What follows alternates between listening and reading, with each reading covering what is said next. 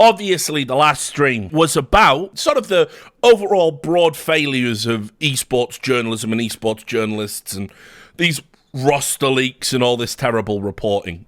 And one of the biggest potential stories in the off-season was, who are Falcons going to buy, and are they going to assemble this superstar lineup, and will one of those players be Niko? And obviously, it was widely reported Niko had done the deal. He was leaving G2 after all of this time. You know, I don't know how long he's been there, but I want to say it's got to be 5 years, right? Like, it's a pretty long time. And he's going to go to Falcons to be part of this super team, and maybe Munassi's going to go, and we all don't know, and he's going to get the bag, and blah, blah, blah. So it was widely reported. I even recorded my Rostermania stream. It's there, it's in the VODs, because it was reported by Nell, right? And, you know, Nell's track record is really, really good when it comes to roster moves. And so then, a few days later, it turned out the move didn't happen. Now, I'm going to talk a little bit about the journalistic failure, because we're on however many days it's been since it was announced he's staying at G2, and they still haven't corrected their original report, which is, like, insane. They themselves have reported he's staying, but haven't corrected the original report, which contains inarguable fucked up details now. But what this part of the stream is going to be about primarily is what it means for G2 moving forward, what it means for Falcons. We're going to take a look at some of Falcons' reactions, and then later on in the stream, we'll probably watch some of that Falcons CEO interview on HLTV Confirmed. But, right, here in the present, let's just start with the fundamental problem in the reporting, and this will be a repeat from the other stream, and if you're watching on YouTube, you might have watched that other video, so no, don't worry, it's not a re-upload. I know you all don't have the best attention spans out there in cyberspace. This is how it was reported, and I'll only read the one paragraph again, because that's where the important details are, right? So, you can see yourself, right, after signing Danny Zonic Sorensen, Lars Robbel, and very likely Emil Magisk Reif, which indeed he has been confirmed to join now, all three from Vitality. The arrival of Nikola Niko Kovac to Falcons is a done deal, okay? According to our sources, an agreement has been reached between the iconic Bosnian player Nikola Niko Kovac, his current organization, G2 Esports, and Falcons. Niko's arrival was solidified after Falcons paid the buyout clause of the Bosnian player, a sum measured in millions. This would mark a radical change for the CSGO superstar and could have significant implications for the competitive scene. Now, we know that done deal wasn't a done deal at all, and I find it interesting that they themselves, right, in the next report they did about this, also done by Nell, they have changed the wording to deliberately try and get beyond the fact they fallaciously reported the deal had been paid for. Because again, you just have to think about this. If you are telling me Falcons wired the money, which, by the way, spoiler, would be at least $1 million, right? So, because they're saying it was only the same as what G2 paid for FaZe, and that was the rumor there. So you're telling me they wired $1 million, euros, whatever the fuck, to G2, and then Niko went, I ain't really feeling it, actually. Sorry. Right? So, and as we'll get to, that isn't even why the deal fell apart. Niko didn't change his mind. Niko asked for too much money. That's what the Falcon CEO is saying.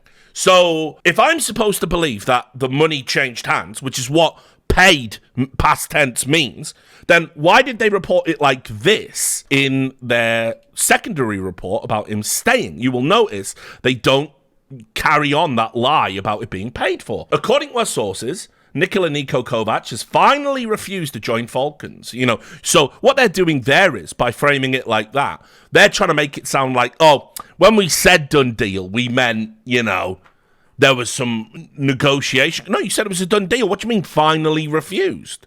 He'd accepted unequivocally. It was a done deal. You reported that, right? So he didn't finally refuse, right? Has finally refused to join Falcons, even though the Saudi organization and G2 Esports had agreed on the Bosnian player's transfer. Now, I don't dispute that part. That's probably the only thing that's correct. That G2 were going to accept the mill and Falcons were happy to pay it, but you said they had paid it. And so in the next bit here, it goes, 4 days ago, we reported that Niko Kovac would be signing for Falcons. No, you said he had signed for Falcons. Key difference. And then you said the two organizations having agreed on the player's transfer. Again, no, you said the transfer deal was paid. Big difference. A multi-million-dollar transfer corresponding to his buyout. G2 Esports would have subsequently already started looking for his successor. So, in other words, they've tried in their secondary report to make it look like their first inarguably incorrect report was somehow correct. And he still is publicly standing by this and will not correct his initial report. You will notice there is no editor's note. I cannot believe that this is just being allowed to stand like this. I can't believe that the website 1PV is going to allow it to stand like this. That is a shocking lapse in editorial standards, and you must go back and correct the incorrect report. You must add an editor's note saying, our initial report said this and we were wrong. That's it. That's all you have to do. No one's going to care, just us journalists. But right now, what not only did you get it wrong, then stand by what is inarguably wrong. You have then written a secondary report not designed to communicate the facts, but designed to obfuscate how wrong you were. This lapse in journalistic standards from you, Nell, is absolutely appalling. You have had so many opportunities along this chain of reportage to fucking do it properly, and you steadfastly refuse. Deliberately so. That is ridiculous. Correct the fucking record. Anyway, Lewis Mira obviously got this one back at HLTV now, and it was framed as, shock U-turn. Shock U-turn, Niko decides to stay. And so why does Niko decide to stay? Well, there's a statement from the G2 general manager, Pekka, in there, and he says, happy to put an end to all the rumours, gossip and speculations with the final verdict. Niko is here to stay at G2. As previously mentioned, we are of the firm opinion that he plays an incredibly unique role in our team that will be hard to replace. And we're thrilled to announce that we've reached an agreement for him to remain with our team. Retaining the key player that helped us to clinch victories at 2 prestigious tournaments in 2023, we are eager to discover what successes the near future holds for all of us. And so now the narrative kind of switches up to, well, Niko must have leveraged, a really good salary out of this. That is now the prescribed thought. But it's interesting because I will just tell you that I know for a fact the Falcons guys are fucking seething about this. They are seething, like literally. I've done a little bit of asking around, and basically they were utterly convinced they got their guy. I'll put that in some context. Obviously, we know that they went on to HLTV confirmed to basically explain more about the org, get to know us, all of that stuff, and completely dropped the ball, in my opinion. They didn't come across as likable. They didn't come across as transparent. Even Zonic looked a little bit foolish with the nonsense that he was saying, which, look, nothing he can really do about it. He is going to be carrying water for Saudi Arabia and their sports washing projects for the foreseeable future, and he's obviously comfortable with that, and so he's occasionally going to have to say crazy shit. But here's how I know that they are absolutely fuming about it, because there is no need to say this, and I would argue it's actually grotesquely unprofessional to say something like this. So this is the clip. I'm happy to say that we've been approached by Niko first at the beginning, and that he wanted to do his move, and he's exploring his options. And as Danny mentioned, if there is a great names and players who's legends in the game. Why not if there is an opportunity that have the long-term project? So he's turned around and said, like on this podcast, Niko came to us, right? So let's just sort of set the table. There were rumors about Falcons wanting to get Niko going around for months. So I don't really know how true what he's saying is, because you remember when KRL announced who Falcons' targets were, it was Magisk, it was Munacy, it was Niko, it was Snappy, and obviously Boros, who was already there. That was going to be the team. And that's been swirling around for months. And the assumption was, after Magisk joined, everybody was like, well, it's got to be real, right? And so, anyway, I don't know if it makes sense that Niko has gone and approached them and they just wanted to do a deal. What it looks like to me is it looks like essentially they had a list. Now, I imagine that list was maybe created in conjunction with Zonic, because he's been proven to be a little liar as well, hasn't he? I will quote you what Zonic said before all of the other players apart from Boros were benched.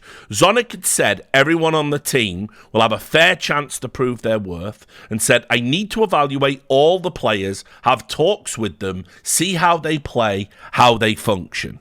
And so that hasn't been the case. In fact, they've already benched him. And the reason they've already benched him is because Falcons thought they already had their man. They already thought Niko was coming. He was going to persuade Munacy to come as well, because Munacy wants to play with Niko, and G2 didn't have a chance of keeping him.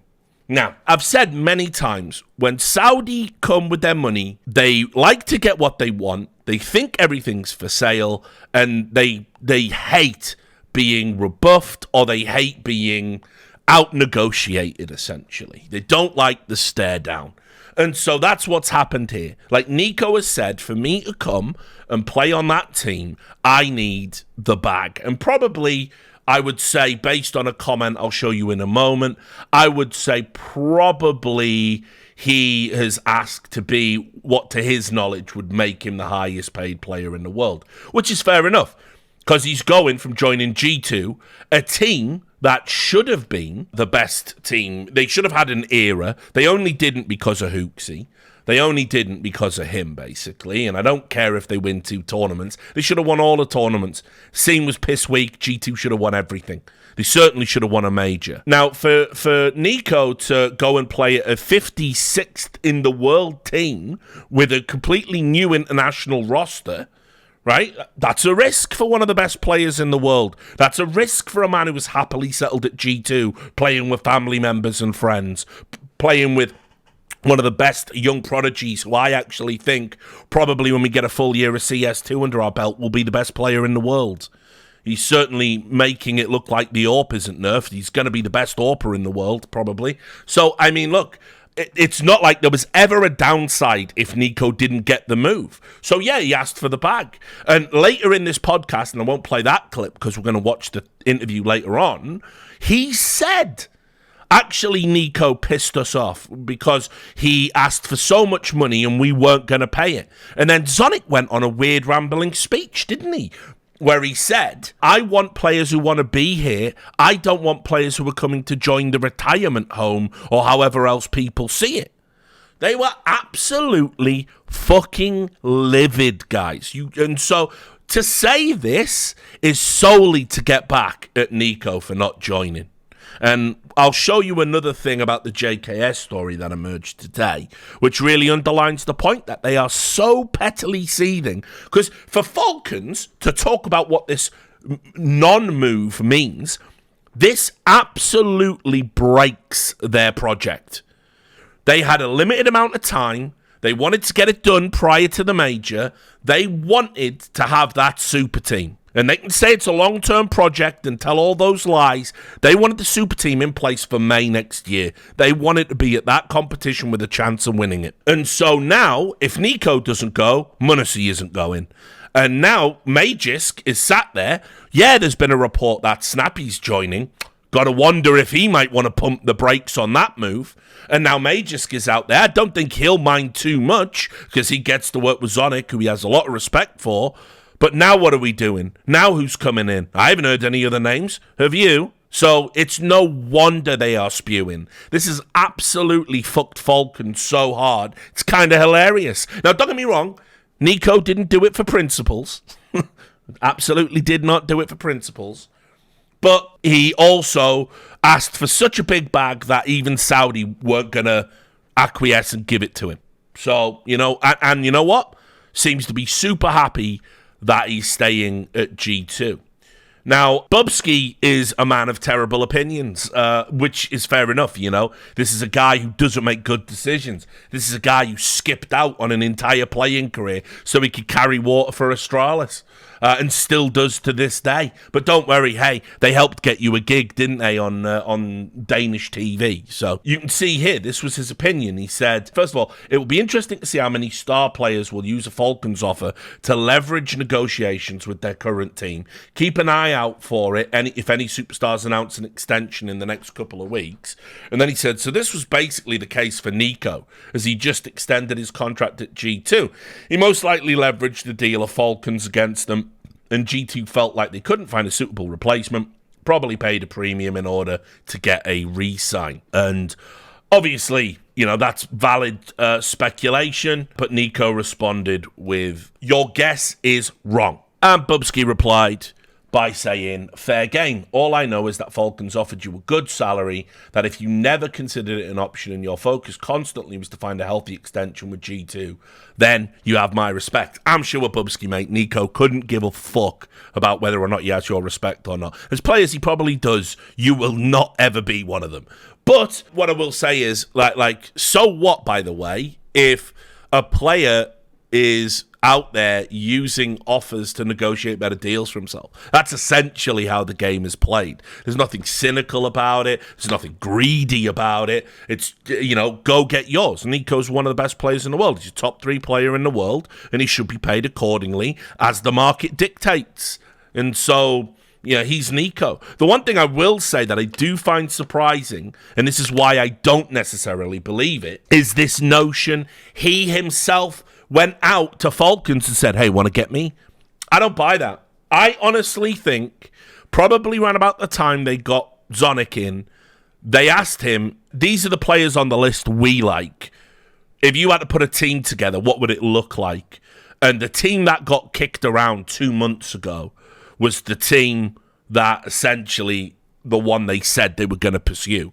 I also think one of the reasons Zonic sounded so salty, and again, this is all my own speculation, but I think one of the reasons Zonic sounded so salty on that podcast about it was because he thought he was getting that team. That was part of the agreement when he joined. Now there's like a realistic chance they either get second string players that they don't really want, or maybe the worst case scenario, they have to bring some of the old guys that they've just technically benched back. So, I don't know. Whole thing looks a mess, and I gotta say, I couldn't be fucking happier that it is a mess, because, you know, it couldn't happen to a nicer bunch of people. Now, I'll just talk a little bit about G2 and sort of what that means, because then we'll segue into the next part of the stream quite nicely. Everything is up in the air right now. I cannot express this enough. We've had a mini Rostermania. We've had, you know, a bunch of tournaments come along that are just optional. Like, we got this Asian Championship going on. We had the Thunderpick World Championships going on.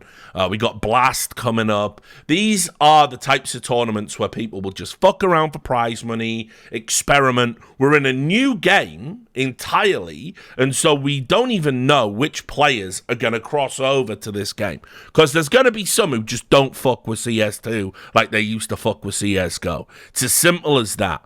And so, for me, I honestly think the best thing you can be doing as a team right now is hold your fucking cards. Like, you don't need to go fish right now. You feel me? Because, like, if you do, what you think you're getting is based on a totally different game, a totally different set of criteria. You know, I just wouldn't be doing that. I'd be holding my cards and saying, all right, let's see what I've actually got. Let's see how it plays out. You know, because Complexity, for example, look really fucking good now in CS2. And when you think about the types of players that they got over there, then obviously that makes sense. Might even give Elige the shot in the arm he needs to sort of try again. And so, you know, you might be taking players, like, put it this way. Isn't it weird how a lot of the players who were washed in fucking CSGO are the ones that are fucking dominating in CS2 at the moment? You know, why is Dupree popping off for Heroic? Why is Carrigan top fragging for FaZe? What am I seeing? What's going on? Even Hooksy's getting double figures. So, you know, all bets are off right now, and it seems silly to me to be going out there and doing all these fucking transfer moves and blah blah blah, because the player you're buying might not be the player you get. You know, it's just one of those things. So pretty crazy. But anyway, let's just look at the G2 roster before we segue. And remember, we do these chronologically for the purpose of the YouTube video. So I get fake engagement by people going, this is old news. And it's like, yeah, streamed it last week. Why didn't you watch the stream live, dickhead? But let's just have a look at G2. They were recently ranked #1 in the world. I don't fuck with that as an idea. I don't think that was ever real. But they should be. I still maintain that G2 lineup should be the best in the world. And for me, it's simply predicated on the fact that the core three of Niko, Hunter, and m0NESY is, for me, one of the best cores in terms of firepower that has ever been assembled. I include Grand Slam winning Team Liquid in that, right? Well, like, you know, Naf, Elige, you know, Stewie. You know, I include Core Astralis in that. I include 2015 Fnatic in that. I think they are so good when they're on that you should just be winning tournaments with that, especially now, because there isn't. And 2021 Navi, yeah, absolutely. Bit popping off, Simple, obviously. You know, I'm not saying they're as good as some of those lineups. I'm not saying they're better than some of those lineups, but I'm saying on their day, they're as good. You know, you think about how they stomped at Katowice. They were, like, unplayable when they won that. Like, JKS was getting, like, a 1.5 rating in some of these games. It was insane. They were just literally unplayable. When you've got players who have those peaks and they're all capable of a peak like that, then you should be winning tournaments. Like, how the fuck are they getting rolled by, like, Vitality? You know, it's not even comparable. Yeah, they have Ziwu. Yeah, they have Magisk. Yeah. You know, but they were getting rolled by some of these teams. I think they should have been way better. I think they should have won a bunch of stuff. You know, so, and 2 tournaments just doesn't cut it for that lineup. It's actually a massive underachievement. Now, here's what I will say. Keeping Niko was so critical to the future of G2, I cannot even explain it to you. This entire roster, if Niko goes, implodes almost immediately. It's just like a collapsed star. It just goes, and that's that. It's the end of it. And the fucked up thing is, they would have probably been left with Hooksy. It would have been Hooksy doing a rebuild, which should fucking terrify you at that. Because that would be the prospect of what would have happened. You know, Hunter wouldn't stick around. m0NESY, remember, would have been going probably to Falcons with Niko as well. So G2 would have had a big pile of cash and Hooksy and maybe JKS, which, as we're about to get to, not even JKS. It would have just been garbage. But I got to say, whatever G2 did to keep him, this now puts them in such a strong position for next year. What the fuck is this guy talking about? Copenhagen Flames were legit. 1 top 8 at a major, never won a major tournament, never did anything. How were Copenhagen Flames legit in any way, shape, or form? They were the most overrated team ever, and overrated by Reddit plebs, right? And that's it. And they meaned Hooksy into a top job he's not equipped to do. And now G2 have been feeling that. And I'll also speculate this. Niko, if they were winning all the tournaments, the bag wouldn't even have made a difference to Niko, I don't think. But it was probably on his mind, like, shit, man, I still haven't got a major. They're making a super team.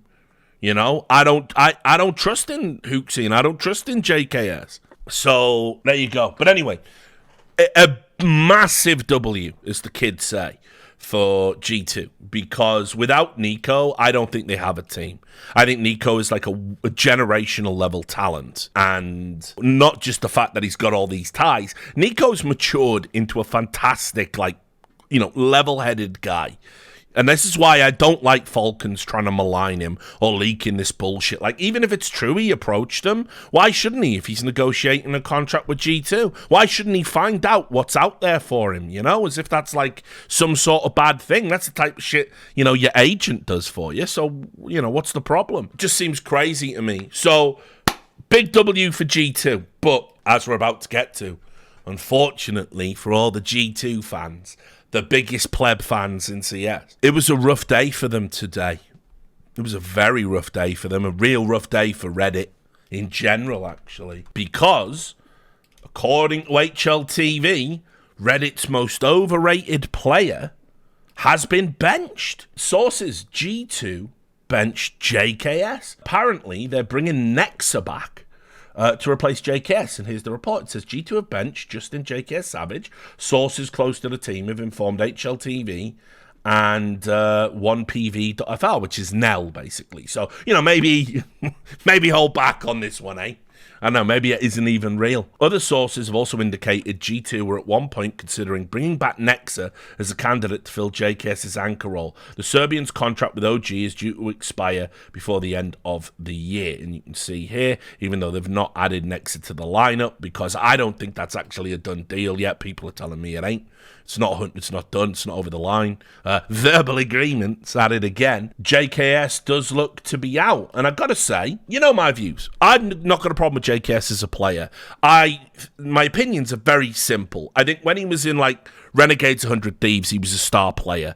I think he basically, like, plateaued. I think he was never a top 20 player in 2019 or 2020, whichever year he got it. I think it was 2019. That was when we were playing online because of the pandemic, and basically he sort of memed himself into it because we were all separating the stats out and stuff. So he should never have been a top 20 player. It could have been anyone else, but, you know, everybody pretends that he was, like, lights out that year when he wasn't. Then I think in complexity, I've said this, I think he was a pouting diva. I know for a fact from just knowing stuff around the scene, I think he was one of the highest paid players in the world in complexity, and he didn't wield that responsibility.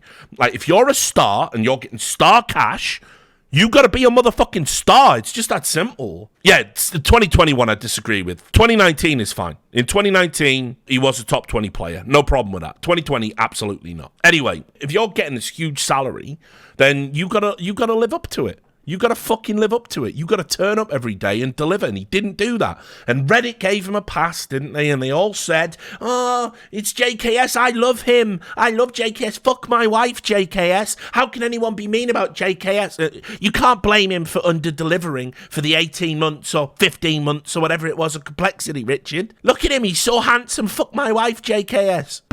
But that's not how life works. For any other player, if you didn't have some mentally ill bias towards this one dude, you would be like, what, he gets the bag and he doesn't try? Like, what does it tell you that at no point when he was on the bench in Complexity thought about bringing him back despite him being so good? Once he was benched, like, I know this, it wasn't worth what they were paying him to have him play because he got like a 70% reduction in salary or whatever it was when he was fucking benched. So what does that tell you?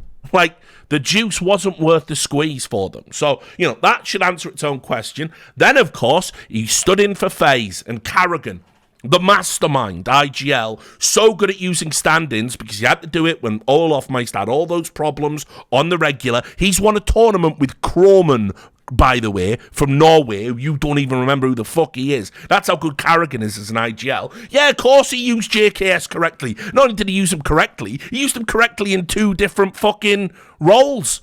He used him correctly in for Ops, as a stand-in for Ops, and then he used him as a stand-in for Rain, because that's Carrigan. He's a fucking gangster. And then JKS won, and everyone went, wow, look, the K in JKS stands for Katowice. Look at that smile, that damn smile. And then you memed him into G2, and by the way, I've always said this. I think he's a moderately above average anchor player, better on CT than T, but at a time when CT is at the premium in the meta, that makes him all the better for the team. And with that core that I was just talking about earlier of Niko, Hunter and Munacy, he doesn't even need to be better than that.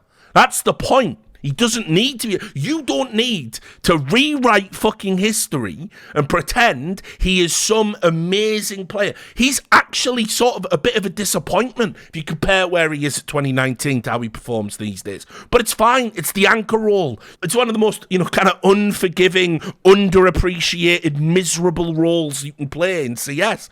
And he does it. And he does it reasonably well. So that's fine. My problem has never been with JKS, and I've got to say, I'm somewhat perplexed at their decision to drop him. Like, I don't know what Hooksy has to do to lose his job. But because he can't call either, guys. I'm sorry, the T-sides are trash that this team do. I don't know what he has to do to lose his job. But, I mean, obviously, he's just there forever for the meme value. Memes must be worth fucking so much money, because that's what he generates. He doesn't generate trophies. He doesn't generate results. He doesn't generate frags, does he? So it's insane. But I'll tell you, in terms of a replacement, JKS out and Nexa in, I don't hate it. I can think of definitely worse things. Obviously, Nexa's got previous with the org. He played in the team that were with Niko and Hunter, back when it was Amanek and Jax as well, I think. That team was more consistent than Hooksy's team. Consistently second, never won a trophy, but they were consistent. You could always bet on them to be second place, runner-up. So I don't hate it. He knows the team. He can get in there. And the beauty of it is, by having Nexa in the lineup instead of JKS, you can pressure Hooksy. Better start calling them T-sides better, son, because we got an IGL here. We can just make him IGL anytime we want. And so that's important. So I don't hate this move as much as a lot of people say. I mean, I saw Duncan's always been a much bigger fan of JKS than me, because I don't know why. You see something I don't, I guess. But he said this is one of the worst roster moves of all time. Now, I don't necessarily feel this way, but as I said, I would have held onto my cards going into CS2. You don't know if JKS is going to go thermonuclear, go back to 2018, 2019 levels of JKS. You don't know if he's going to become the clutch master that he used to be. People forget this about him. He used to be so good at clutches. He's had a few flashes of that in G2 when they've overperformed and won tournaments, and he had a few flashes of it in FaZe where he did win some critical rounds, right? But at the end of the day, he used to do it on the reg in a worse team. So I don't know. But anyway, what we are going to look at is some of the Reddit reactions. But just before we do that, I do want to just basically get us ready for the sponsor of this video.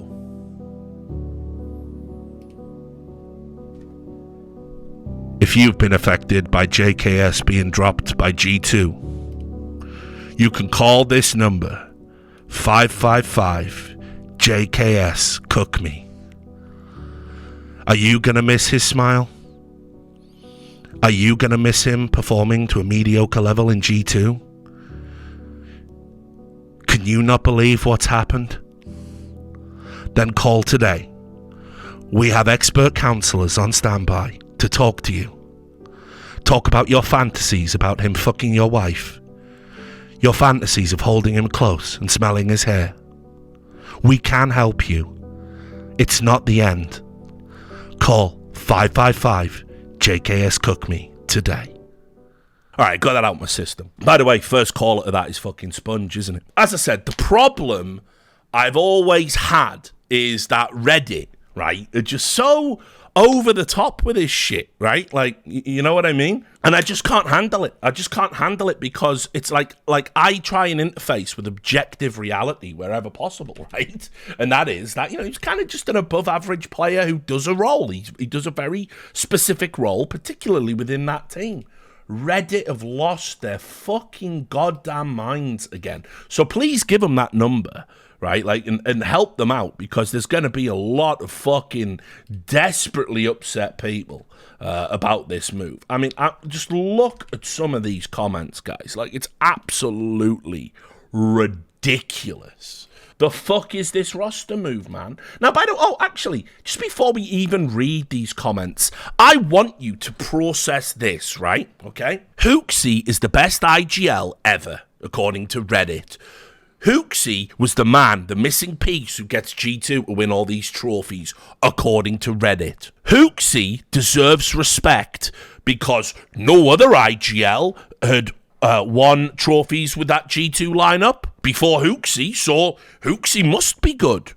Of course, obviously, you know, Muncie and JKS are in the team now instead of Amanek and fucking Jax, but whatever. What's the other thing that Reddit says about Hooksy? Oh yeah, that's it. Whenever G2 win a tournament, it's Hooksy's responsibility. He's the reason for the win. Whenever they lose a tournament, why would Niko do this? They also say, oh no, don't kick another IGL for Niko's ego. How many more times are we going to do this? In reality, G2 have had like one IGL a year since 2019, which is about in line with the team average. So all of these narratives are pleb talk at the highest order, and you can just discount anyone who says them because it's just bollocks. It's just absolute bollocks that they're talking. They haven't fired a disproportionate number of IGLs by any stretch of imagination. Hooksy is not some sort of mastermind tactician. Niko is not the fucking problem. Like, it's ridiculous what people say. So riddle me this, plebs on Reddit. If Hooksy is amazing, the Giga Chad, right? Well, and Hooksy is the guy in charge. No. What's happened here with this roster move, homies? Why hasn't the best IGL, the Giga Chad? Why isn't he Giga Chadded his way into keeping your favourite, your beloved, fuck my wife JKS? The JK sexuals out there, right? Why hasn't he stood up for his man? He's the IGL. He must have some input, right? Oh, no. We can't hate the Giga Chad. So here's what they're doing on Reddit. They're constructing this narrative because it's Nexa that, it couldn't just be like a team decision. You know, it makes sense within that context. Maybe JKS isn't a perfect human being to play with. I don't know. I don't know what their reasons are. But what they've decided it is it's some sort of Serbian conspiracy to get Nexa back in. Because, we just don't want to play with JKS anymore when we can play with our friends and our friends can get the bag. Yeah. This team was on the brink of collapse last week, and now what you're telling me is that somehow it's all evil Niko again. I don't know, guys. So anyway, why don't we read some of these comments? Because reading Reddit comments is what I'm reduced to, as I'm told reliably on YouTube comments and on Twitter and on Reddit. I remember when Richard Lewis used to do journalism and certainly hasn't broken the biggest stories this year and isn't up for Journalist of the Year in award. All he does now is read Reddit comments in a silly voice. And that is his best work. It is sad. Right. The fuck is this roster move, man? Niko wants to play with his friend. So again, which is it, guys? Which is it? Was Niko fucking off? Did Niko leverage Falcons to get the bag? Right? Was he greedy? Or did he stay because now he has roster input and it's nothing to do with the bag? What is it, guys? Pick your narratives. Unless the move is minus JKS, minus Hooksy, plus Rops, plus Carrigan, it makes no sense. Notorious G2 idiot Darko Plax there. You'll have seen his comments if you're on a subreddit. Oh, God. Brain cells, should come with a fucking health warning. So in his mind, the only upgrade for JKS is Rops, and the only upgrade for Hooksy is Carrigan. Otherwise, it just makes no sense. Yeah, all right, man. I guess keeping Niko does come at a cost. So there's that. That is an awful decision. Pimps in there, of course. I don't believe for a second minus JKS plus Nexa is the only move they're exploring. Doesn't add up. Hashtag ad. Hashtag game is 8. Hashtag whatever. Fuck the hashtags. In what world is Nexa a better individual player than JKS? A very good question, isn't it? Right, so understand, Nexa is playing in OG. He's not playing in one of the best lineups in the world, if not the best core in the world. He's playing at OG. These are Nexa's stats. And remember, the ones that they show up the front, I think, are an aggregation of the last 3 months, right? He is 1.04. And you can see his kill and assist participation thing, 73%, DPR 0.64, blah, blah, blah, right? That's Nexa playing in OG, who are fucking terrible. And... oh, is this all time? Shit, man. Okay, well, we'll leave it on all time. You can also see from down here, which isn't all time. Sorry, which is all time, the graph. You can see he's also been in probably like a close to a career worst slump, right? And these are his stats. So, okay, go to JKS. And obviously, there must be a huge difference, right? There'd be a huge difference in the stats because JKS is such a better player. I mean... almost identical. JKS is a slightly better, but JKS has played in much, much better teams. So, in what world is JKS a better player than... is Nexa a better player than JKS? Well, how about this? In what world is Nexa not a similar ability to JKS with the advantage he can take the reins as an IGL, right? So, again, what Reddit do when you show them the stats of JKS's career is, they go, stats don't mean anything. Look at his games, look at the eye test, look at the impact, look at the intangibles. Any other player? Haha, look at his stats. So which one? Which one is it, Reddit? Right? So, just saying, I'm not doing this to dig out JKS. I'm just telling you he's not fucking Jesus. That's it, like, that's all I'm saying. But... every time, I'll take on that. Go look at that YouTube video. Look at the number of dislikes if they're visible still. I don't even know what YouTube do with that shit any day. But I can tell you, there's about 20% dislikes on that video because people. And all I'm saying is Reddit's most overrated player. I'm not saying he's bad. No, Reddit doesn't even understand the word overrated. Never has. Hasn't for as long as I've been doing this. But at the end of the day, he's not Jesus, he's just a normal player. They're not getting appreciably worse by bringing in Nexa. Don't tell me that. Somebody said, it's Darko Plax again, of course, we could move Hooksy to coach. Look at this for a comment, guys. There is no way Hooksy is willing to retire and go into coaching when IGLs are in such high demand, and he could easily just go to another team if G2 drops him.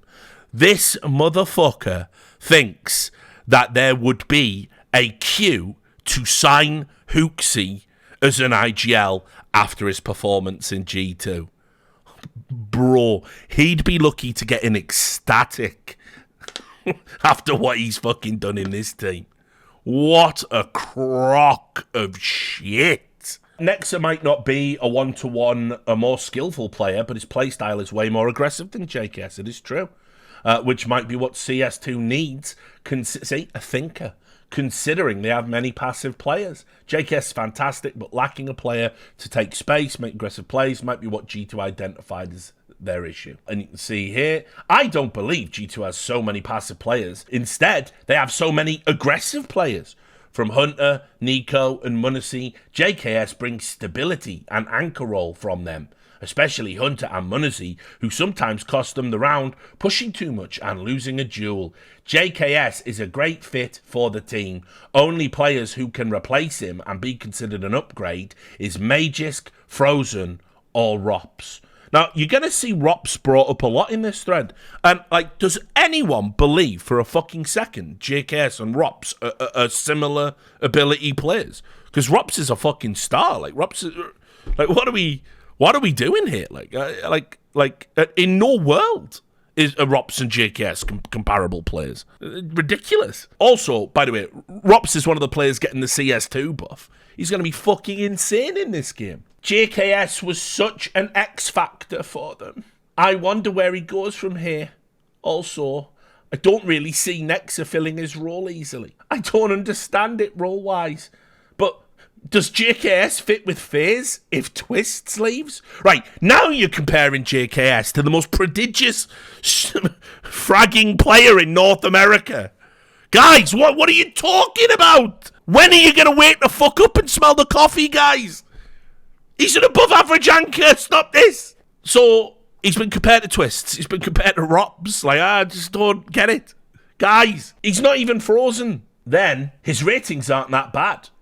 Can only speculate, but was there a personality clash of some sort? Surely you'd aim higher than Nexa rather than replacing JKS, who's done his job well without being outstanding. And then, he's outstanding for his role. Literally top class in it. He gets put in every bitch position. And see, back to the fucking cuckolding fantasy here. He's in every... Ooh, he gets bent up like a pretzel. I wish I could stop thinking about it on JKS. Please. Please make me stop thinking about you. Right? He gets put in every bitch position and still manages to be majorly impactful. This is a massive L for G2, Lamau. I have a hard time believing that. I listen to their voice comms on their YouTube channel regularly, and they seem like such a well-oiled team. You do realise they know they're being recorded, dickhead. Do you know what I mean? You do realise they know they're being recorded, dickhead. His ratings aren't bad. Send him to Liquid or FaZe. This one's a good one. No! My favourite player of G2, fucking no. Drop to his knees. I don't think anyone in the world thinks plus Nexa minus JKS is an upgrade outside of Niko, Hunter, and Pekka. We're back to the conspiracy theories.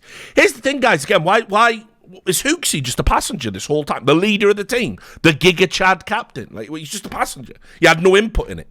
Is that what you're telling me? Okay, but also, hang on, Reddit. I thought people like me didn't know what I was talking about. I thought we had to defer to the players. I remember quite distinctly, actually. I think JKS is overrated. And you went, well, you know who doesn't think he's overrated? The Giga Chad, Niko, Hunter, Munisi. And they're the best players in the world, Richard. So what do you... Well, now they agree with me. So now what? Are they just wrong now? Is how that works?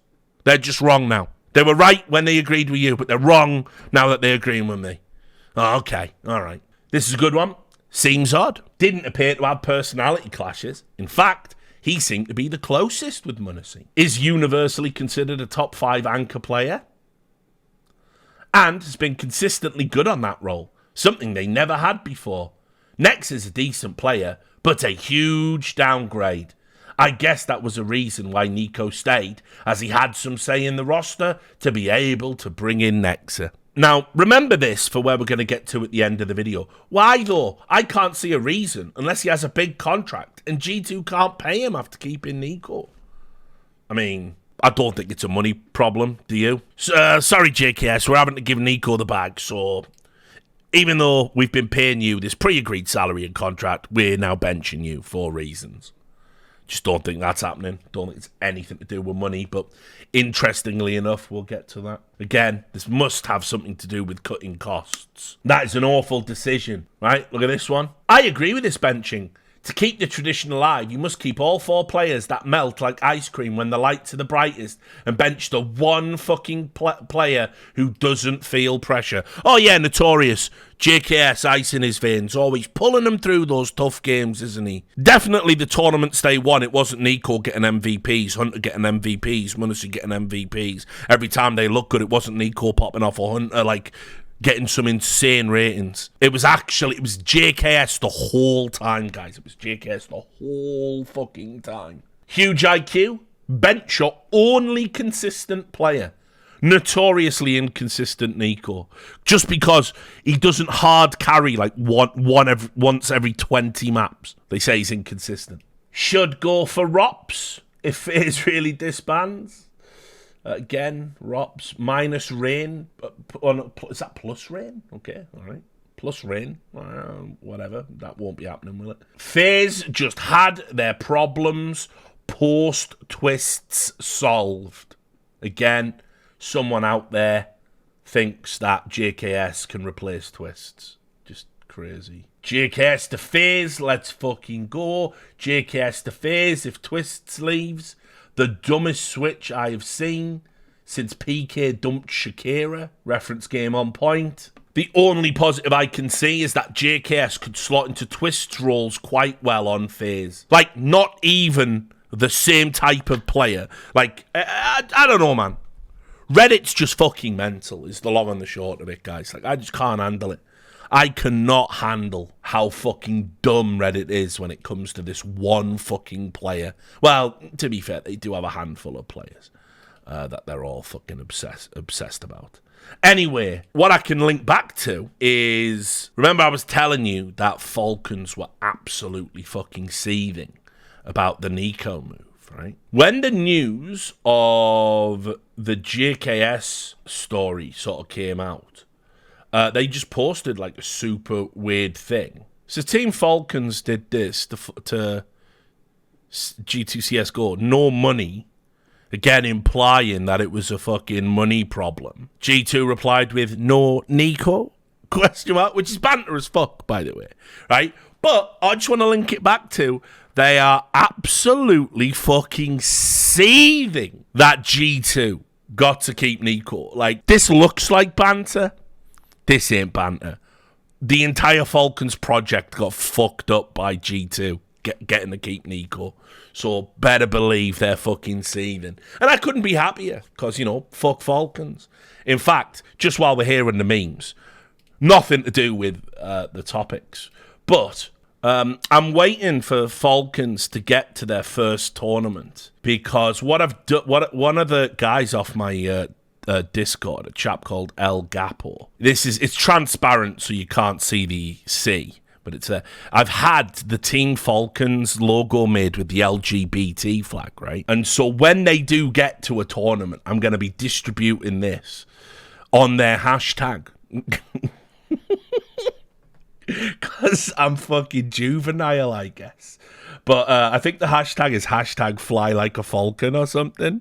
So we're just going to get this out. And so as soon as they sign their team and get to a tournament, this is going to be out there. This will be on my Twitter, and I expect everyone to be spreading this far and wide. So there you go. Boys, I'm not playing anymore. Like, fuck this noise. Like, it's ridiculous. So thank you, El Gapo, for that. He's a legend. We can wrap up the JKS talk with this, because I'll just put a pin in it, and then we can move on to the next topic. JKS, I don't think he deserved to get cut. I want to make that clear, right? Just because, obviously, when people are watching the video, what they're going to do is going to go, oh, you're always hating on... I'm not hating on JKS. It's like it's just, I'm hating on you loving him too much. I don't think he should have been cut. I want to make that clear, because, as I said, I'd be holding on to my cards right now. But what I would add is that the Nexa move isn't terrible, and honestly, I think you need a secondary option for Hooksy because he's not good enough, and that's not going to change. In fact, I think, you know, it's probably only going to get worse unless somehow by some miracle, he's just amazing in CS2, and so he's a good individual player and worth keeping, which I just can't imagine that outcome. So I would have wanted G2 to keep their lineup and see where they can end up between now and May. If they do make another roster change, and I've looked into it and asked around, and apparently there's nothing afoot to get rid of Hooksy yet, unless everybody is keeping secrets. It does look like Nexa is the potential target, but not a done deal yet. So watch this space, because all the people who were going, there's no such upgrades for JKS. It's G2. They're not short of a bob, so they'll be able to buy somebody, and it doesn't necessarily have to be Nexa. It could be someone else.